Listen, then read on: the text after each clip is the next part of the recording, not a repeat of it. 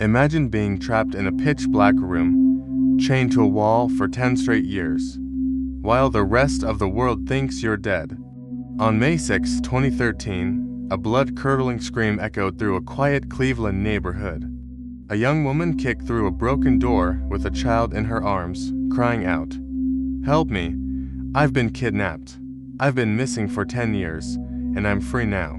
This is the unbelievable true story of the Cleveland House of Horrors. Before we dive into this mind-bending tale of survival, make sure to hit that like button and subscribe right now so you never miss our deep dive true crime stories. How could a seemingly normal neighbor hold 3 young girls captive in broad daylight for a whole decade? Today, we unlock the door to a real-life house of horrors. To his neighbors, 52-year-old Ariel Castro was just a quiet, friendly school bus driver. He played bass guitar in local Latin bands and hosted music rehearsals on weekends. On the surface, no one would ever suspect him of being a monster, but behind that friendly smile was a dark history of extreme violence. Years prior, Castro severely abused his ex-girlfriend Grimilda, breaking her ribs and causing permanent brain damage. By 1996, his family fled, leaving Castro alone in his 2-story house at 2207 Seymour Avenue, a house that was about to become an earthly hell. First victim, 21-year-old Michelle Knight. On August 23, 2002, Michelle was on her way to a custody hearing for her son. Castro offered her a ride, luring her into his house by promising to give her puppies for her child. The moment she stepped inside, the trap snapped shut. She was bound with cables, fitted with a helmet, and chained in the basement. Second victim, 16-year-old Amanda Berry.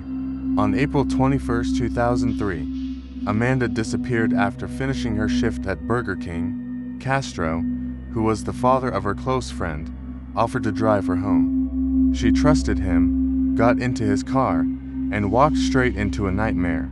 Third victim, 14-year-old Gina DeJesus. On April 2, 2004, Gina was walking home from school when Castro approached her. He tricked her into coming inside to help his daughter with a school project. 3 young girls, held in the same house, hidden from the world and each other. Castro turned his home into a fortress. Windows were boarded up, blocking all sunlight. Doors were fitted with makeshift alarms and heavy padlocks. The captives were chained to walls in dark rooms, fed once a day, and forced to use plastic buckets as toilets. Death threats with a loaded gun were a daily routine. Michelle Knight suffered multiple forced miscarriages due to Castro's brutal beatings. But on Christmas Day in 2006, a miracle happened. Amanda Berry gave birth to a baby girl named Jocelyn in a plastic inflatable pool. Castro forced Michelle to deliver the baby, threatening to kill her if the newborn died. Michelle performed CPR, saving the child's life. Jocelyn became a tiny beacon of hope in that dark house. On the morning of May 6, 2013, Castro made a fatal mistake. He left the inner door unlocked. Realizing this might be her only chance, Amanda Berry ran to the outer door and screamed for help. Neighbor Charles Ramsey heard her cries, rushed over, and helped her kick out the bottom panel of the door. Amanda crawled out with 6-year-old Jocelyn into freedom. She grabbed a phone and dialed 911. Minutes later, armed police stormed the house. In a dim hallway upstairs, officers saw Michelle Knight peer through a doorway. She threw herself into their arms crying, "You saved us." Moments later, Gina DeJesus emerged. The 11-year nightmare was finally over. Castro was arrested that same afternoon at a nearby fast food restaurant, facing 937 charges, including kidnapping and rape. He pleaded guilty to avoid the death penalty and was sentenced to life plus 1,000 years.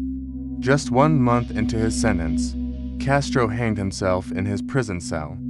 In August 2013, his house of horrors was completely demolished. Today, these brave women reject the label of victims. They are true survivors.